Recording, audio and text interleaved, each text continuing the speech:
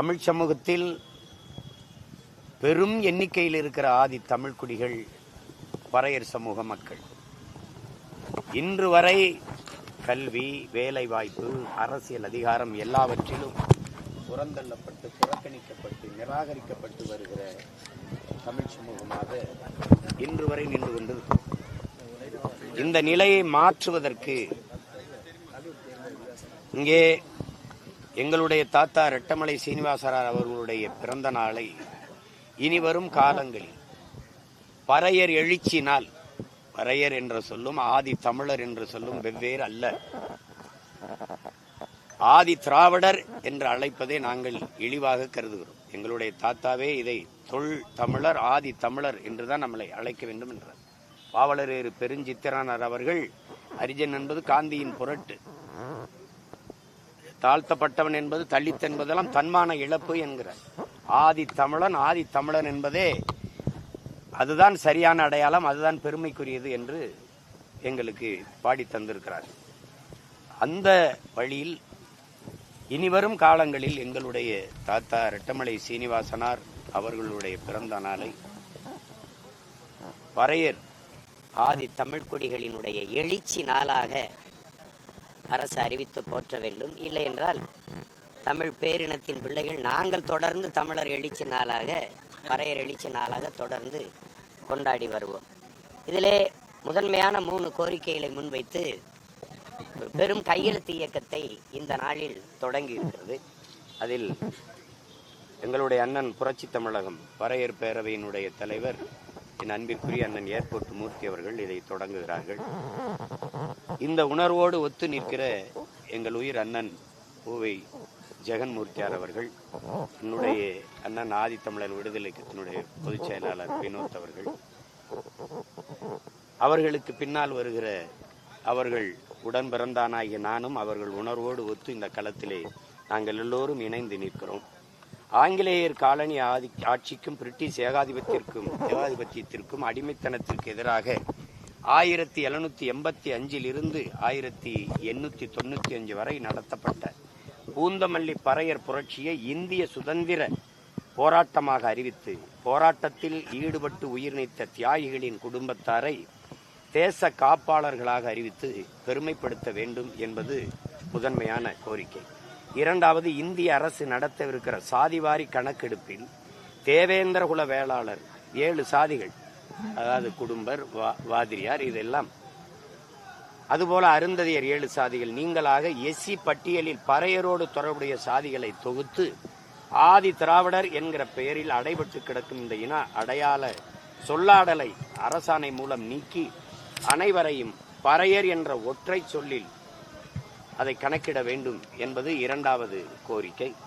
மூன்றாவதாக, America, Britain மற்றும் மேலுலக நாடுகளிடையே நிலவும் அரசியல் தலைவர்கள் உரையாடல்களிலும் திரைப்படங்களிலும் ஊடகங்களிலும் பறையா நாடு, பறையா ஸ்டேட், உலக பறையன், குளோபல் பறையா போன்ற வார்த்தைகள் மூலமாக பறையர்களை இழிவுபடுத்தும் போக்கை அனைத்து நாட்டினரும் கைவிட ஐக்கிய நாடுகள் அவையில் வலியுறுத்த வேண்டும்.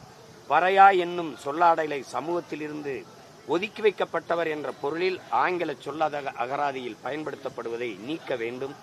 அத்தகைய அகராதிகளை தடை செய்ய வேண்டும் என்பது மூன்றாவது கோரிக்கை. தொடக்கத்தில் தமிழர் என்றாலே ஆங்கில அகராதியில் மலிவான கூலி என்றுதான் எழுதியிருந்தார்கள். தொடக்கத்தில் ரொம்ப நாளா இருந்தது. எங்கள் உயிர் தலைவன் மேதகு பிரபாகரன் அவர்கள் வந்து போராடத் தொடங்கியது ஒரு தமிழர் என்றால் டைகர், புலி என்று மொழிபெயர்த்திருந்தார். அது மாதிரி நாங்கள் எல்லாம் இணைந்து இனி இந்த பறையா என்றால் ஏதோ இழி சொல் போல கருதுவதை, இதைத்தான் எங்கள் தாத்தா எங்களுக்கு கற்பித்தார். எந்த சொல் உன் மீது இழி சொல் என்று சுமத்தப்படுகிறதோ அதை எழுச்சி சொல்லாக மாற்றாதவரை உனக்கு விடுதலை இல்லைடாங்கிறது. இந்த கூட்டத்தில் யாரா பறையன்னு கேட்டா நான் தான் நிமிந்து திமிரோட எழுந்துடுறான்றார். இப்ப என்ன உனக்கு பிரச்சனை, நான் தாண்டா பறையன் அப்படின்னு கேளு. அப்ப தாண்டா அந்த இழி சொல் ஒளியும், அப்பதான்டா எழுச்சி எழும் அப்படின்னு அவர் எங்களுக்கு கற்பித்தபடி இந்த 3 முதன்மையான கோரிக்கைகளை வைத்து இதை நிறைவேற்றும் வரை தொடர்ந்து களத்தில் நின்று போராடுவோம் என்கிற உறுதியை எங்கள் தாத்தா அவர்களுடைய பிறந்த நாளில் நாங்கள் ஏற்கிறோம். எம் இனத்தின் பெருமைமிக்க அடையாளமாக முன்னத்தி ஏறாக ஒரு ஆகச்சிறந்த வழிகாட்டியாக வாழ்ந்து மறைந்த எங்களுடைய தாத்தா திவான் பகதூர் ரெட்டமலை சீனிவாசனார் அவர்களினுடைய பெரும்புகளை போற்றி அவருடைய பிள்ளைகள் நாங்கள் எல்லோரும் அவருக்கு பெருமிதத்தோடு எங்கள் புகழ் வணக்கத்தை செலுத்துவதில் பெருமை அடைகிறோம். சார், அரசு விடுதிகள்ல சமூக நீதி அரசு விடுதிகளை சமூக நீதி விடுதிகள்னு அழைக்கப்படும் முதலமைச்சர் சொல்லியிருக்காரு. சமூக நீதினா முதல்ல என்னன்னு விளக்கி சொல்லிட்டு அப்புறம் சமூக நீதி விடுதிகள் என்று அழைப்பதுல எங்களுக்கு ஒரு இது இல்லை. ஏன் அது சமூக நீதினு வெறும் சொல்லாடலை மட்டும், சாதி ஒழிப்பு சமூக நீதி எல்லாம் வெறும் சொல்லாடலாக மட்டும் இருக்கு, எப்படி வெற்று சொல்லாகவே இருக்கு 60 ஆண்டுகளா எப்படி? சமூக நீதி என்றால் என்ன? சமூக நீதி என்ற சொல்லினுடைய விரிவாக்கம் என்னது, விளக்கம் என்ன, என்னது? எந்த சாதியின் அடிப்படையில் நான் தாழ்த்தி வீழ்த்தப்பட்டேன், இழிவுபடுத்தப்பட்டேன், தீண்டாமை கொடுமையால் கொடுமைப்படுத்தப்பட்டேன், இந்த கோயிலுக்குள் வந்து வழிபடக்கூடாது, இந்த குளத்தில் குளிக்கக்கூடாது, இந்த தெருவில் நடக்கக்கூடாது, நீ படிக்கக்கூடாது, படித்தால் படித்து இந்த வேலைக்கு வரக்கூடாது என்று தடுத்து வைக்கப்பட்டனோ, அரசியல், கல்வி, வேலை வாய்ப்பு, அரசியல் அதிகாரத்தில் நிராகரிக்கப்பட்டனோ, புறக்கணிக்கப்பட்டனோ, அதே சாதியின் அடிப்படையில் இவையெல்லாம் எனக்கு கிடைக்கப்பெற வாய்ப்பு ஏற்படுத்தியதுக்கு பேர்தான் இடஒதுக்கீடு அல்ல, இடப்பகிர்வு, இடப்பங்கீடு. இதுதான் புரட்சியாளர் அம்பேத்கர் அவர்கள் போராடி பெற்று தந்தது. அதை புரிந்து கொள்ளாமல் நீங்க வகுப்புவாரி பிரதிநிதித்துவம் என்பது அந்த வகுப்பினுடைய எண்ணிக்கைக்கு ஏற்ப உரிய முன்னுரிமை கொடுக்கிறது. அததான் நாங்க சாதிவாரி கணக்கெடுப்பை நீண்ட காலமாக வலியுறுத்தி வருகிறோம். சட்டநாதன் அறிக்கை, அம்பாசங்கர் அறிக்கையெல்லாம் கிடப்பல போட்ட பெருமக்கள் இவர்கள் தான். இன்றைக்கு சமூக நீதி பேசுகிறவர்கள் தான். சாதிவாரி கணக்கெடு என்று கேள்வி, உங்களுக்கு என்ன பிரச்சனை? 5 பேர் இருக்கிற வீட்டுக்கு 50 பேர் சாப்பாடை அனுப்பாத, 50 பேர் இருக்கிற வீட்டுக்கு 5 பேர் சாப்பாடை அனுப்பாத, அது நீதியாக இல்லாத அநீதியாக மாறிவிடும். அவரவர் எண்ணிக்கைக்கேற்ப இடத்தை பகிர்ந்து கொடு, அள்ளி கொடுக்காதே அளந்து கொடு, எடுத்து கொடுக்காதே எண்ணி கொடு. இதுதான் எங்க கோரிக்கை. அதுதான் சரியான சமூக நீதி கோட்பாடாக இருக்க முடியும். இல்லைன்னா வெறும் வெற்று வார்த்தை. உங்களுக்கு என்ன சாதிவாரி கணக்கெடுப்பு எடுக்கிறதுக்கு என்ன பிரச்சனை? நான் வந்து கோனார், ஆதிக்குடி, 2வது தாய்க்குடி. எனக்கு நாட்டிலே 2 அமைச்சர் தான் பெருமக்களே, 2 அமைச்சர் 2 பேருமே என் மாவட்டத்தை சார்ந்தவர்கள் தான். ஏன் திருநெல்வேலியில கோனார் இல்லையா, கோயம்புத்தூர்ல இல்லையா, திருநெல்வேலியில இல்லையா, திருவண்ணாமலையில இல்லையா? 2 அமைச்சர் ஒரே மாவட்டத்துக்குள்ள, 2 அமைச்சர் தான் தமிழ் குடியில் 2வது பெரிய தொல்குடிக்கு. ஆனால் ஒரே வீட்டுக்குள்ள 2 முதன்மை அமைச்சர், முதல்வர், துணை முதல்வர் 2 பேரும் ஒரே வீட்டுக்குள்ள. அவங்க அப்பா ஐயா கருணாநிதி இருக்கும்போது இவர் துணை முதல்வர், இவர் முதல்வராக இருக்கும்போது மகன் துணை முதல்வர். இது என்ன சமூக நீதி? நீங்க சனாதனத்துக்கு வேற எங்கேயோ விளக்கம் கட்டுக்கிட்டு இருக்கிறீங்க. பிறப்பினாலேயே இதுல பிறந்ததுனாலேயே, இந்த குடியில் பிறந்ததுனாலேயே ஒருவனுக்கு உயர் பதவி கிடைத்து விடும் என்கிற நிலைதான் கொடிய சனாதனம். வீட்டுக்குள்ள சனாதனத்தை வச்சுக்கிட்டு ரோட்ல நாட்டுல வந்து ஒழிக்கிறேன்னா யாரைய மாத்துறது? அதெல்லாம் எங்க தாத்தன் பாட்டன், எங்க அப்பன் பெரியப்பன் காலத்துல போயிடுச்சு. இது பிரபாகரன் பிள்ளைகளின் காலம், ரெட்டமலை சீனிவாசனின், அயோத்தியாச பண்டிதர் MC ராஜா போன்ற பெருமக்களின் பேரனும் பெத்தியும் கிளர்ந்தெழுகிற காலம் இது.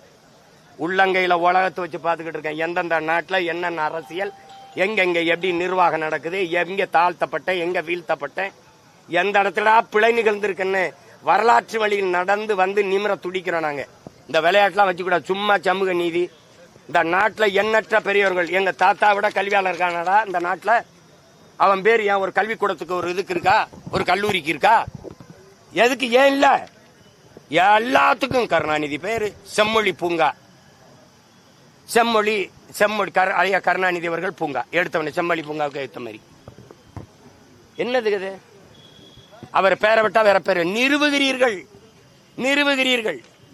பெரியாரை தந்தை என்று சொல்லும் போதும், தமிழர் தலைவர் என்று சொல்லும் போதும் தலையாட்டி கொண்டிருந்த தமிழ் சமூகம் இன்னைக்கு ஐயா கருணாநிதி அவர்களை தமிழர் கடவுள், தமிழ் கடவுள் என்று சொல்லும் போதும் தலையாட்டி கொண்டிருக்குது. இது மாதிரி ஒரு கேவலம். 5 முறை எங்களை ஆண்டவர், அதனால் அவர் தான் எங்களுக்கு ஆண்டவர் என்று சொல்வதை சகித்துக் கொண்டிருக்கிற மானங்கட்ட கூட்டமா மாறிக்கொண்டிருக்குது. அன்னைக்கே தலையாட்டாம நிமிந்து யார் யா தந்தை, யார் யா தலைவர்னு கேட்டிருந்தா இவன் பேசிருப்பாங்களா? அன்னைக்கு கொடுமை. அதனால புறக்கணிக்கப்பட்ட வரலாற்றில் புறக்கணிக்கப்பட்ட இனத்தின் மக்கள் ஒரு நாள் தங்களுக்கான வரலாறை தாங்களே எழுதுவார்கள் என்று அறிவாசான அம்பேத்கர் எங்களுக்கு கற்பித்திருக்கிறார். அந்த வரலாற்றை நாங்கள் திருப்பி மீண்டும் எழுதுகிற காலத்தை உருவாக்கி கொண்டிருக்கிறோம். இனி எங்கள் அடையாளங்களை எவரும் மறைச்சு மூடிட்டு அப்படிலாம் எளிதில் கடந்து போயிட முடியாது. நீ இந்த சிலைய ஒரு வெங்கல சிலையா வச்சிருக்கியா, பிராஸ்ல செஞ்சு தள்ளி விட்டா விழுந்துரும் பொழுது, ஓங்கி தள்ளினா உடஞ்சிரும் பொழுது, கணத்தை மேலே போட்டா கழுத்தோட கீழே விழுந்துரும் பொழுது. ஏன் உங்க சிலையெல்லாம் அப்படிதான் வைக்கிறீங்களா? உங்க சிலையெல்லாம் உலக புகழ்பெற்ற கடற்கரையை 2வது பெரிய கடற்கரை ஆஸ்திரேலியா 1, 2. உங்களுக்கு எப்படி கல்லறையா மாறிச்சு? 6 அடி அதிகபட்சம் போனா ஒரு 60 அடியில படுக்கலாமா? 2 ஏக்கர்ல படுத்து கிடக்குறாங்க திராவிட தலைவர்கள் எல்லாம். நாட்டின் விடுதலைக்கு தூக்குல தூங்குனீங்களா, செக்கிழுத்தியலா, சிறைப்பட்டியலா, வதைப்பட்டியலா, மிதிப்பட்டியலா, என்ன பண்ணீங்க நீங்க? எங்க முன்னோர்களா எங்க புதைக்கப்பட்டிருக்கான், எங்க இருக்குன்னு அடையாளம் தெரியாம எங்களை மறைச்சு வச்சிருக்க. இதுவே 1008 போராட்டம் போராடி, இந்த போராடி ஒரு நிக்கிறாப்புல நடந்து கன்னியாகுமரி இருந்து நடவேன் வந்து போராடி ஒரு சிலைய வேண்டாம் வெறுப்பா வச்சுக்கிட்டு இருக்க. மாத்திட்டு ஒருங்க வெங்கலத்துல வைக்கணும், இல்லைன்னா வைக்கிற காலம் வருது. என்ன எல்லாத்தையும் கோரிக்கை வச்சு கெஞ்சிக்கிட்டே இருப்பேன் வச்சுருக்கேன். நீங்க மனு கொடுக்கிற காலம் மாறி மனுவை கொடுக்க வேண்டிய தேவையில்லாத நிலைக்கு என் மக்களின் வாழ்க்கை தரத்தை மாற்றுகிற காலத்தை உருவாக்குவோம்.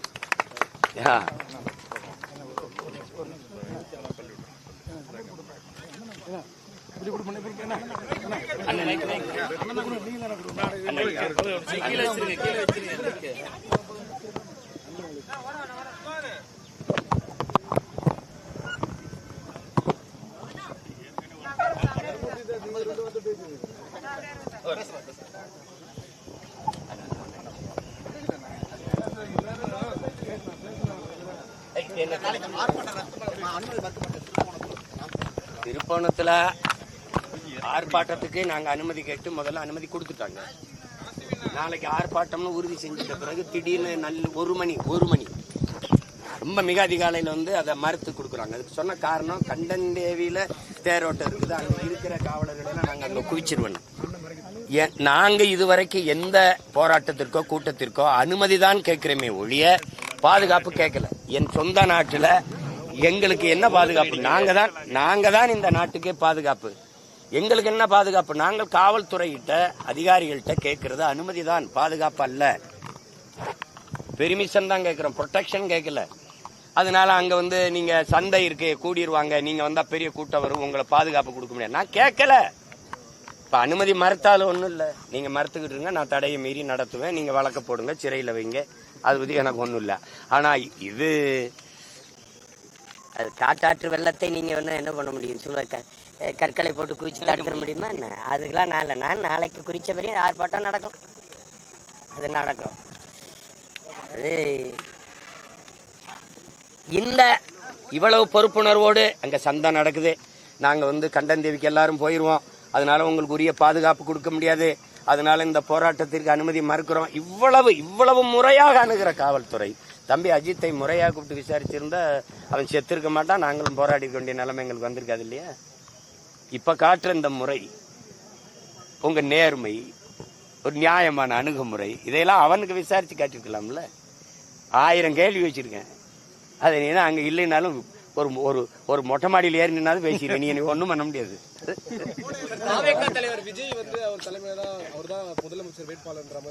அப்ப அவர் கட்சினா அவர் தான் அன்னைக்கு இருப்பாரு. இப்ப நீங்க 4 முனை போட்டின்னு சொல்லக்கூடாது, நாங்க தனித்த முனை. நீங்க இங்க இந்த நிலையில அவங்க சரியாதான் சொல்றாங்க, மும்முனை போட்டின்னு. எங்க கொள்கையில அவங்களுக்கு ஏதாவது சம்பந்தம் இருக்கா? மொழி என்று யாராவது பேசுவாங்களா? இந்த கட்சி பேசுமா? என் இறைக்கு முன்னாடி என் மொழியில் வழிபாடு அப்படின்னு இந்த கட்சி ஏதாவது பேசியிருக்க? இது என் நிலம், என் வளம், என் மண்ணின் வளம், என் மக்களுக்கானது என்று இது பேசுமா? என் மலையை அறுக்காத என் தாயின் மார்புன்னு கத்துமா? மண்ணை அல்லாத என் தாயினுடைய நதிங்கிறது என் பூமி தாயின் ரத்த நாளங்கள், அதை சிதைக்காதேன்னு இது பேசுமா? தம்பி, நீங்க தான் கேள்வி எழுப்புனீங்க, ஏதாவது இந்த கட்சி பேசுமா? ஏதாவது என் நிலம், என் வளம், என் மக்களின் நலன், எதையாவது பேசுமா? அந்த அவங்க கட்சி வாக்குக்கு காசு கொடுப்பாங்க, வாக்கை பற்றி கவலைப்படுவாங்க, நான் மக்களின் வாழ்க்கை பற்றி கவலைப்படுவோம், அவங்க ஓட்டை குறி வைப்பாங்க, நாங்கள் நாட்டை பற்றியே கவலைப்படுவோம், சிந்திப்போம். எங்களுக்கு அவங்களுக்கும் 1000 கிலோமீட்டர் தூரம் இருக்கு, அதனால அவங்க 3 பேருக்கும் போட்டி, எங்களுக்கு இந்த நிலத்தில் போட்டியே கிடையாது. அது சரியாதான் சொல்றாங்க. கட்சி தொடங்கும் போது 2010 இந்திய திராவிட கட்சிகளோடு எந்த காலத்திலையும் தேர்தல் உடன்படிக்கை இல்லைன்னு சொன்னேன். இதுவரை கடைபிடிக்கிற 4 தேர்தல் பொது தேர்தலை கடந்திருக்க 5வது முறையும் ஒரு அரசியல் இயக்கம் உலக வரலாற்றில் இந்திய பெருநாட்டின் வரலாற்றில், தமிழ்நாட்டின் வரலாற்றில் 4 முறை தோற்று, உள்ளாட்சி தேர்தலையும் தோற்று, எல்லா இடைத்தேர்தலையும் தோற்ற பிறகும் துவளாமல் 5வது முறையும் தனித்து 234 போட்டி போடுதுன்னா அது ஒரே ஒரு அரசியல் இயக்கம் தான் இருக்குது. நாம் தமிழர் கட்சி போடும். அது வேற கொள்கையில் நிறைய தூரம் இருக்குல்ல.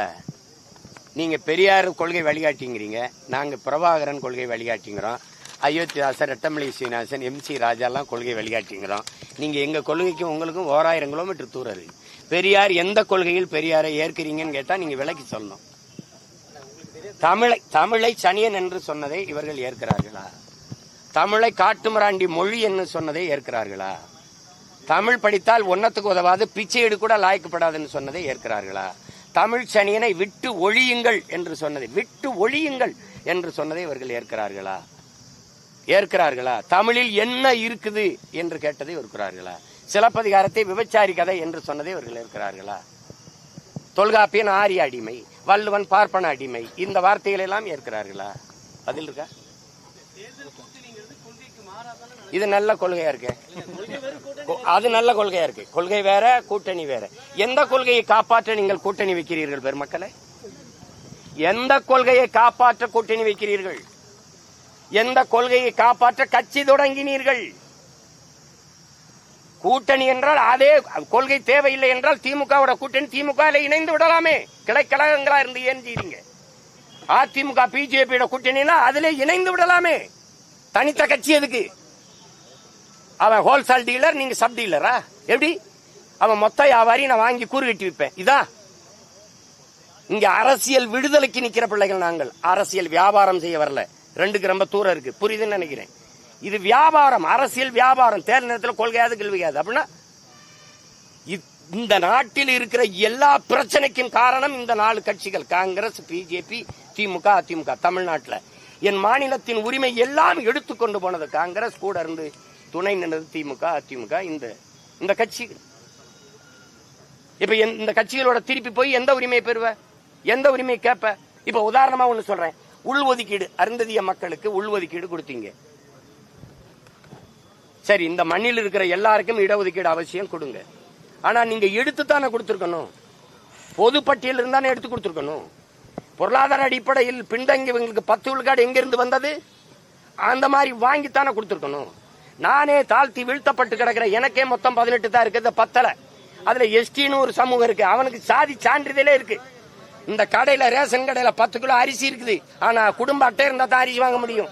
அவனுக்கு குடும்ப அட்டையே கிடையாது, சாதி சான்றிதழே இல்ல, கம்யூனிட்டி சர்டிபிகேட்டே கிடையாது.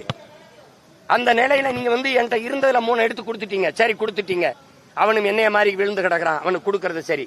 ஆனா நீ பொதுவில் இருந்தா கொடுத்துருக்கணும், சரியான ஆட்சியாளன். நீ எனக்கு இருந்து எப்படி எடுத்து கொடுத்தீங்க? நானே நெலிஞ்சு தட்டுல 4 பருக்கை போட்டு சாப்பிட்டு இருக்கேன், அதுல 2 எடுத்து அவனுக்கு கொடுத்துட்டீங்க. சரி, விட்டுறலாம். அல்ல, ஃபர்ஸ்ட் பிரிபரன்ஸ் நீ ஏன் போட்ட? முன்னுரிமை நீ ஏன் போட்ட? அவனுக்கு போக மிச்சம் நீ சாப்பாடு என்னது? அவன் சாப்பாடு அப்படியே தனியா இருக்கு. என் சாப்பாட்டுல அவர் சாப்பிட்டது போக மிச்சம் இருந்தா நான் சாப்பிடலாம் அப்படின்னு ஒரு விதி இருக்கு. ஒரு கல்லூரியில, ஒரு பல்கலைக்கழகத்துல 5 பேராசிரியர் வேலைனா SCA, SCA, SCA, SCAன்னு 4 போயிருது. SC அருந்ததி இருக்கு. கடைசியா ஒரு இடம் இருக்கு, அது ஆதி தமிழன் பறை இருக்கா, தேவேந்தர் இருக்கா? அப்போ எப்படி இருக்குது பாருங்க. இத பற்றி யாரு பேசுவா? ஏன் பேச முடியாது? இதை எதிர்த்து எவன் கொடுத்தாலும் அவன்கிட்டே போய் 2 சீட்டு 3 சீட்டுக்கு அவன் கூட்டணி வைக்கும் போது அந்த குரல் வலை நெரிக்கப்படுது. ஏன் என்ன மாதிரி பேச முடியல? பஞ்சமணில மீட்புக்கு ஏன் பேச முடியல? 12 லட்சம் ஏக்கர் அது இருந்த அந்த ஆண்டான் அடிமை முறை, ஏன் இந்த கூலி முறை எங்களுக்கு வருமா? இவ்வளவு கையிட்டு நிக்க வேண்டிய தேவை வருமா? சொல்லுங்க நீங்க. 12 லட்சம் ஏக்கர் வெள்ளக்காரன் கொடுத்தது, அவன் இன்னைக்கு பிரிட்டன்ல இருந்து தூக்கிட்டு கொடுக்கல, ஏன் நிலம்தான். ஆனா ஆண்டைகள்கிட்ட இருந்தது அதை பறிச்சு இந்த வீழ்த்தப்பட்ட மக்களுக்கு கொடுக்கணும்டா, அவன் கஷ்டப்படுறான்டான்னு கொடுத்தான். அந்த நிலம் எங்க போ? அந்த நிலம் எங்க என்கிட்ட இப்ப எங்க? அதை பத்தி ஏன் பேச முடியலன்னா, எவனமா ஆக்கிரமிச்சு வச்சிருக்கானா அந்த அதிகாரத்தின் கீழே போய் நம்ம 2 சீட்டு 3 சீட்டு கூட்டணி வைக்கும் போது பேச முடியல. சரி, மேல்பாதி மங்கலத்துல கோயில் நுழைவுக்கு நான் தானே உள்ள கூட்டிட்டு போறேன்னு நீங்க ஏன் பேச முடியல? இதுவரை வேங்கவே இல்லை, என்ன முடிவு வந்திருக்கு? இதுவரை என்ன வந்திருக்கு? எதை பற்றி உங்களால பேச முடியுது? சொல்லுங்க தம்பி. எல்லாத்தையும் விட்டுட்டு கூட்டணி வச்சு நீங்க சாதிக்க போறது என்ன தம்பி? வென்று உள்ள போய் போன பெருமக்கள் பேசியது ஒண்ணு சொல்லுங்க. மக்கள் பிரச்சனையை இந்த நாடாளுமன்றம் சட்டமன்றத்திற்குள்ள கூட்டணி வைத்து போய் பேசிய பெருமக்கள் ஒன்றே ஒன்று சொல்லுங்க. ஒன்றே ஒன்று. தமிழ்ல குடமுழுக்கு திருச்செந்தூர்லன்னா போய் நானும் என் அப்பன் மணியரசன் நின்று போராடி செய்ய வேண்டியதுக்கு அது வேண்டாவிருப்பா செய்யறான். தமிழிலும் குடமுழுக்கு வந்த பிறகு கும்பாபிஷேகம் மாதிரி குடமுழுக்காகுது, நன்னீராட்டாகுது. அது நாங்க கத்துனோன்னா நன்னீராட்டாகுது. நன்னீராட்டுன்னு ஒரு சொல்ல இவதான் கத்துக்கிறான். என்ன கொடுமை இது தமிழிலும். ஏன்னா ஆப்பிரிக்கா, அமெரிக்கால, ஆஸ்திரேலியா, பிரான்ஸ்ல கேட்ட மாதிரி கால கொடுமை. மலேசியா நாட்டுல எங்கள் இறை முருகனுக்கு சொல்லும் போது தமிழ் கடவுள் முருகன், அவர் தமிழ் கடவுள். அப்ப சிவன் பெருமாள்லாம் என்ன கடவுள்? அவர் இங்கிலீஷ் கடவுளா, இந்தி கடவுளா? அவனு ஏன் இறைதான். இறைவனை இரவல் கொடுத்தவன், கடவுளை கடன் கொடுத்த மக்கள் நாங்க. எங்ககிட்ட சும்மா ஏதாவது பேசிக்கிறது. கூட்டணி கொள்கை வேற, கூட்டணி வேற. அது நல்ல கொள்கையா இருக்கு, அப்படியே கடைபிடிங்க. ஒரு சீட்டு 2 சீட்டு அப்படின்னு நம்ம பேசுறோம். உங்க பக்கத்துல ஒரு எம்எல்ஏ இருக்காரு, அவர் உங்களோட அடுத்த தேர்தல்ல சேர்ந்து பயணிக்கிறதுக்கு கேக்குறீங்களா? அது எங்க அண்ணன் தான் முடிவு பண்ணும். இவங்களோட போய் நம்ம எல்லாம் ஒன்னா நிப்போம்னா நாங்க ஒண்ணும் இல்ல. நாங்க ஒரு தாய் பிள்ளைங்க ஒன்னா நிப்போம். நான் எல்லாரும் இந்த இவரையும் தான் கூப்பிட்டுக்கிட்டு இருக்கேன். இவரை கூப்பிட்ட வேணான்ட்டாரு. இவங்க எல்லாம் தேர்தல் அரசியல புறக்கணித்தவர்கள், புரட்சிகர இயக்கங்கள். ஒரே ஒரு கேள்வி கேட்டேன். அதிகாரம் மிக வலிமையானதுன்றாரு. அதிகாரம் மிக வலிமையானதுன்னு புரட்சியாளர் அண்ணல் அம்பேத்கர் சொல்றாரு. அது ஏற்கிறீங்களா எதுக்குலான்னு கேட்டேன் எங்க அண்ணன்ட்ட. அமைதியா உட்கார்ந்து இருந்தாரு. எல்லா துன்ப போட்டுகளுக்குமான சாவி ஆட்சி அதிகாரம் மட்டுமே கற்பிக்கிறாரு. நமக்கு அடிமைப்பட்டு கிடக்கிற சமூகத்திற்கு அரசியல் விடுதலை ஒண்ணுதாண்டா இருக்குங்கிறாரு. அதுல வாக்கு என்பதாண்டா வலிமை மிக்க கருவிங்கிறாரு. இதை ஏற்கிறீங்களா எதுக்குறீங்களான்னு கேட்டேன். எதுவும் பேசல கூட வந்து புரியுதுன்னு நினைக்கிறேன். அவங்க எங்க அண்ணன் என் பக்கத்துல இருக்காரு இல்லையோ, நான் அவர் பக்கத்துல இருக்கேன். சரிதான். நன்றி.